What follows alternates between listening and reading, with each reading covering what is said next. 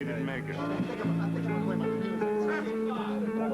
was the one person that didn't make it. I'll get you later.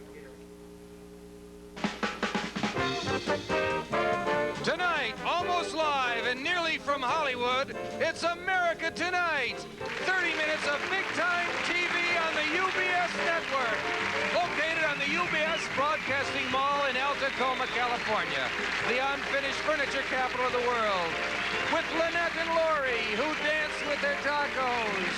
Arthur Zabrinsky, who will talk about bombing and then proceed to do so. The gorgeous Ms. Suzanne Sellers, who's had several marriages and many diseases that last 7 years. With the music of Happy Kind and the Mirthmakers. And me, I'm Jerry Hubbard. Hi, everybody.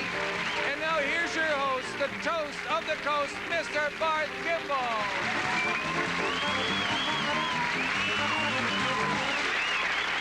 Thank you, Happy. Plenty.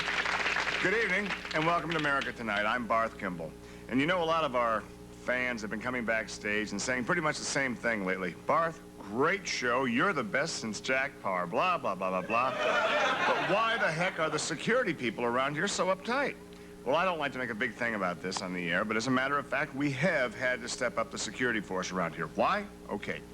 There have been some threats phoned into the network. This is the world we're living in. Got to get used to it.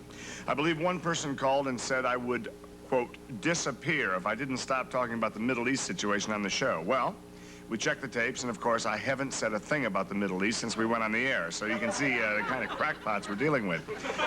That's why we've added the security. I no longer answer my mail or take phone calls, and the liquor store delivers.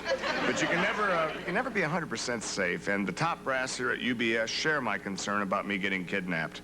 So to avoid a big rush and some inevitable sloppy fund handling if and when the unthinkable happens, the UBS brass kicked in some $500 to start a fund to pay the ransom that might be demanded should I be abducted. It's nice of you.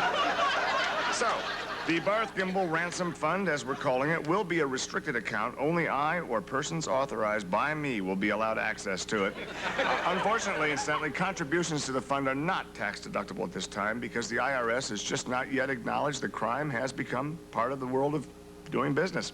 However, to express our appreciation for your help in possibly getting me out of some lunatic's car trunk, your name will be inscribed on a special donor's plaque that will be presented, God forbid, to the kidnapper right along with the funds.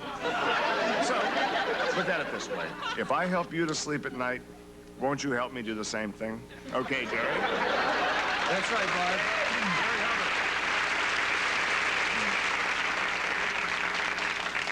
Well said, and why not make this your personal punch in the heavyweight bout against crime? Send all contributions to Ransom Fund, Gimbalco Investments, attention, Grace. That's box 78924, of course, El Tacoma, California, 94991. Great. Gimbalco Investments is a Bahamian corporation. I'm saying that again, Bahamian. You say Bahamian, I say Bahamian. You say tornado? Yeah, well, let's just forget the whole thing here. And here's an important note to banks in the El Tacoma area. Contact us for information on handling this major account. Preference given to institutions with free checking privileges. Bart?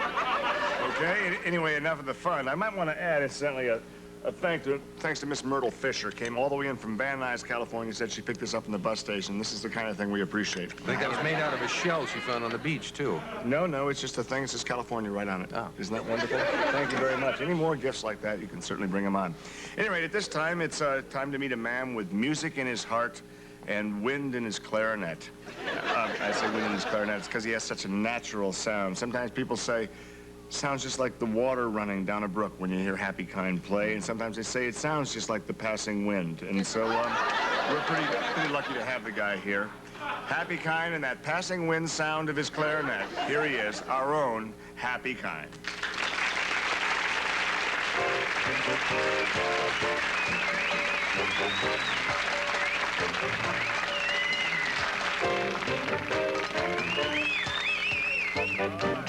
Made some good friends here. Oh, they stop a little shakier when you're not there. Thank you. You know, Hap, I understand you have a brand new promotion going here. Is that right? Yes, yes, I do. You know that I was so successful with my fast food chain back there, the Bun and Run. Sure. That out in California now, I'm opening up another division, and it's called the Taco and Run. That's a pretty catchy name. It is a catchy name, but you remember that in Ohio we had Bun and Runs all over Ohio? You ran all over the place. That's right, yeah. and I think that we're going to have Taco and Runs all over California. We've got a liquor license now, and at the happy hour, the waitresses serve little barbecued tacos. Oh, that's good. Yeah, we call them our hickory daiquiri taco. And then there's the Wapo. The Wapo taco would be the biggest one you serve. No, it has Italian sauce on it. And then we have tacos from all over the world. We've got Tokyo taco, we've got taco schnitzel. That sounds great. It sounds like, well, it sounds in a way like you're doing for tacos, much what you've done for music. I appreciate that. You're going to be spreading your tacos all over the California area then, eh? Well, I hope so. I hope the people do that. Well, I don't hope the people spread them all over, no. But I hope the people hear them. As your motto said, I think it's well put, it's hard to keep a good taco down. Yep. Are you going to go ahead with that little thing? You know how they have the big boy kid out in front of those hamburger places? Yeah. He's got the cutest little thing. It's a little Mexican kid, because tacos, of course, are from Mexico, out front with his finger down his throat, showing right where it tastes so good. That's marvelous.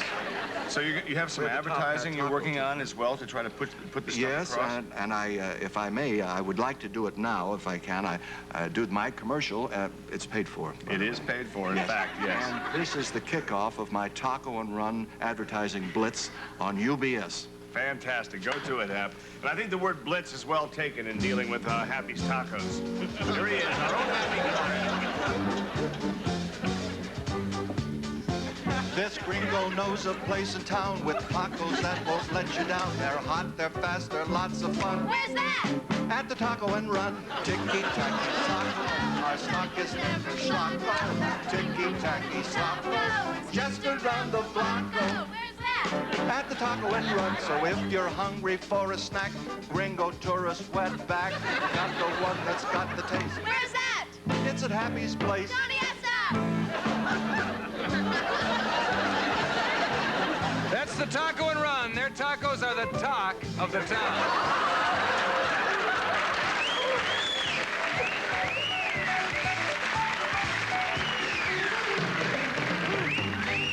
Well, in the spirit of television, we're going to do one commercial right after another. We're not going to go away for about 2 seconds to another commercial. We'll be right back. Late. You know, speaking of long running, we just saw Happy's Taco commercial.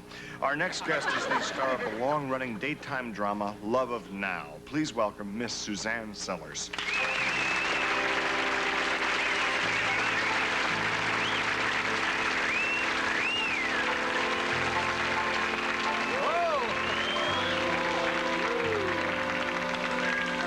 Kind of a special treat. Looks just like she does on TV. I almost feel like I'm in a soap opera. Yeah, she looks even better. That's Yeah. great. Suzanne, I guess you have probably one of the best-known faces on daytime television. How long have you been doing Love of Now? Oh, since 1971, ever since the show first went on the air. Wow, 7 years, and you've outlasted just about all your competition. Oh, yes. At first we were up against The Days of Our Doctors, and then there was one called One Day to Live, and a Right, that spin-off was only of One on Day... for 1 day, right? Just about. Well, there was a spin-off of One Day to Live called Life Goes On. But you're not here to talk about these shows. You're here to announce some soap opera news that I think will be probably of interest to those people who don't work during the day, right? Yes, that's right. Starting Monday, Love of Now will leave one of the other networks and come right over here to the UBS network. Wow. Isn't that fabulous? Love of Now? Love of Now, yes. And we'll be right on directly after Gilligan's Island Showcase. That's fantastic. That is, incidentally, that is where they've done something kind of remarkable. They've done a comedy version of Gilligan's Island. And I think I don't know how, but they say they did, so it's amazing. And that will be a show that actually features the best episodes of Gilligan's Island, right? I think so. Either the best episodes or all of them. Well, listen, tell us some more about the show, Suzanne. If a viewer were to tune in the first episode, would he, well, and who am I kidding, would she be able to figure out who's who? Well, that's why our promotion department has prepared this little chart, Barth. That's what Jerry was working on this morning. Yes, will Okay. you help me, Jerry? Oh, here it is. Confusing to people who might just tune in from when it comes on over here. Test. Fine. Sega of the Love of Now. Yes. But that's just the title is Love of Now, not Saga of Love of Now. So you might want to put some brackets around Saga. Yeah, some of your- quotes maybe. Why don't you do the chalk, except that would be white on white. Well, you have Very yellow. nice. That's good. All right. Okay. Now, the we story are in color. is about the Cahill family, Lynn and Brad. Okay. They had two sons, Tom, the legitimate one, and Robert, the illegitimate one. Robert was illegitimate? Yes, he was born after his parents' divorce. And then Robert married Jennifer.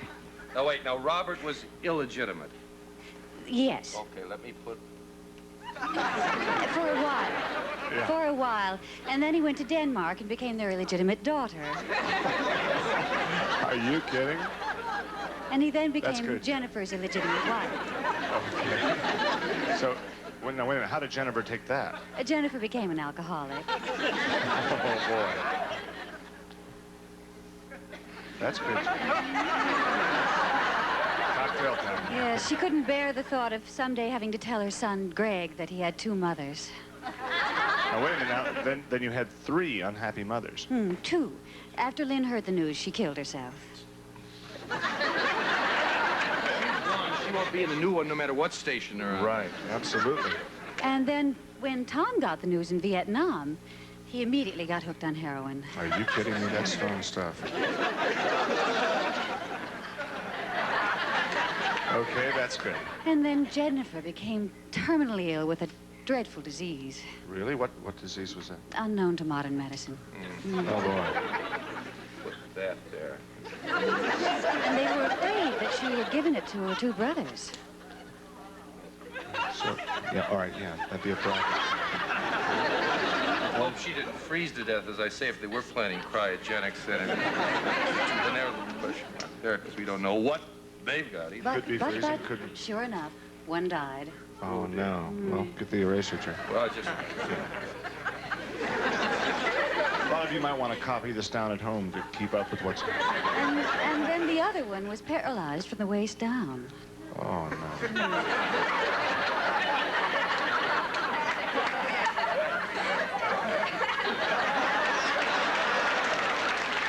Okay? And then, suddenly, Tom died. Are you kidding? From? Uh-oh. Well, that would be a heroin overdose or something No, like that. no, bran flakes. See, when the actor who played Tom, who was Dan Albritton, got this fabulous commercial contract and had to leave the show. And then I started dating Brad, the father, Brad. And my name is Barbara on the show. Oh, So Barbara. that's up there, just like Barbara Streisand. You spell it the same way. It's great. Brad's wife probably killed herself when she found out that her illegitimate son was not only an illegitimate father, but an illegitimate mother as well. Brad will probably die because after 7 years, he thinks that he's ready for a movie of the week. Oh, really? And I'll be left trying to begin a whole new life. That's fantastic. And probably a whole new blackboard by the time Jerry gets done with this. This is an optical illusion. Which one is the longest line? Can you tell? This one right here, Jerry. Right there. Yeah, it is, but I guess... I think you're supposed to put the arrows a different way. Because it's flippable. It's amazing. And life has so much to amaze a man like Jerry. We'll be right back after these words. Do you know another one, Jerry? Is this one?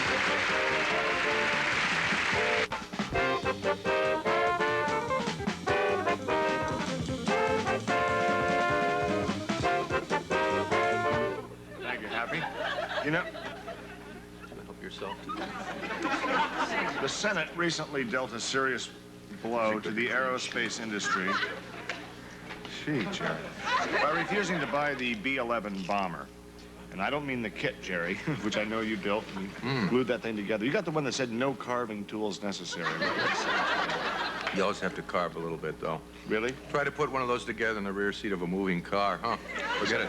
Is that where you did it? In the car? Well, I get nauseous anyway when I try to read a book or put something together when the car is moving. It's called motion sickness. So you figure that's helped a little bit by putting planes together in the back seat? No, it hurts it. So what do you do? Oh, to pass the time, so you don't get bored. There's the B-11. My next guest is the president of Zabriskie Aviation. He's the one behind this B-11, Mr. Arthur Zabriskie.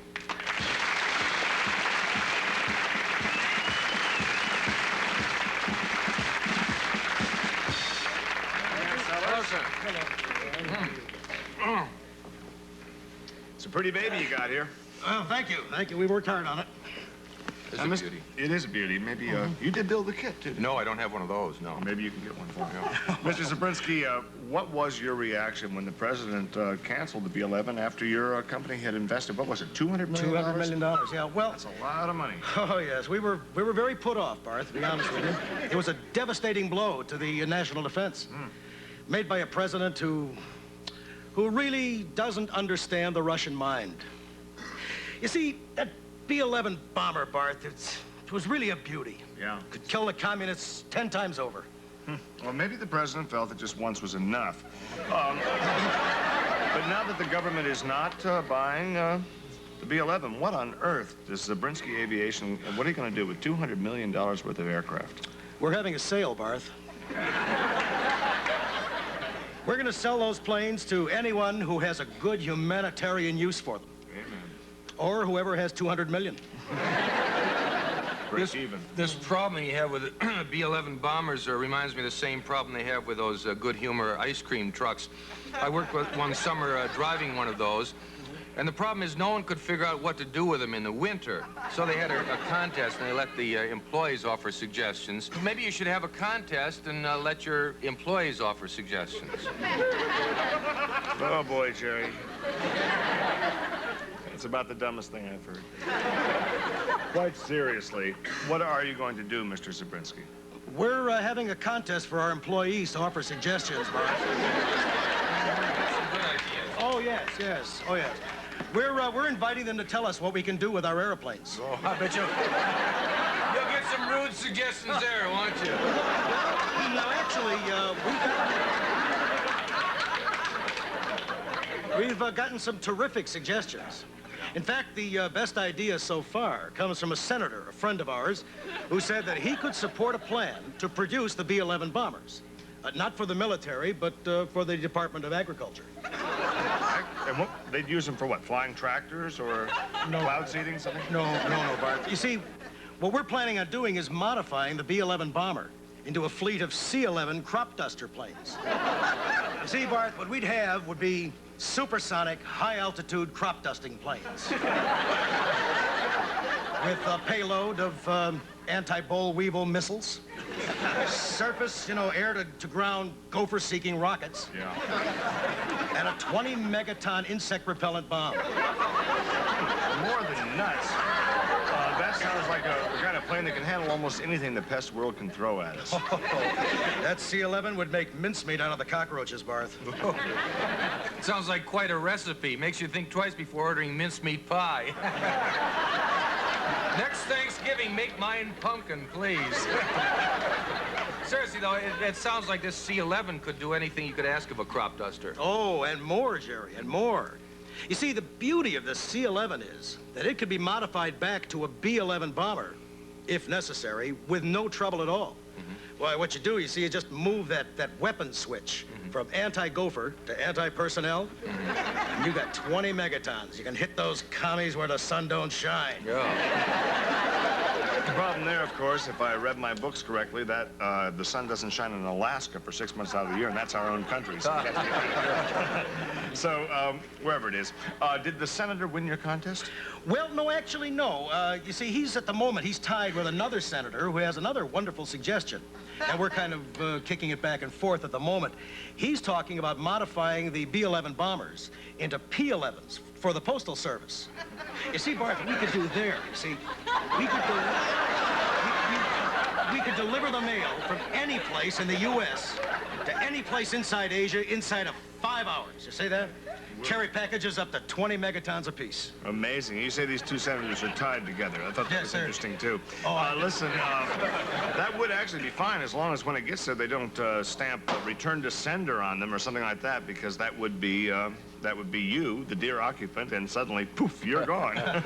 Which, incidentally, is exactly what's going to happen to you anyway, because we have to go away to a commercial. So, poof, you're gone, and poof, we're gone, but poof will be right back. Have you ever thought of using these bombers to deliver frozen vegetables?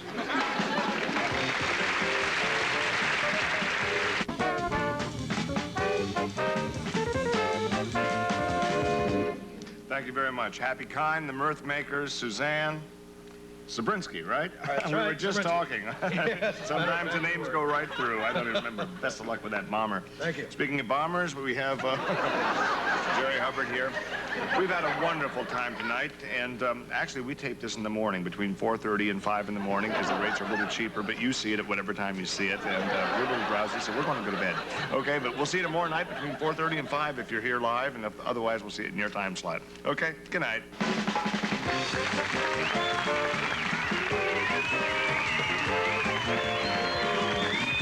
Tonight, 3 or 4.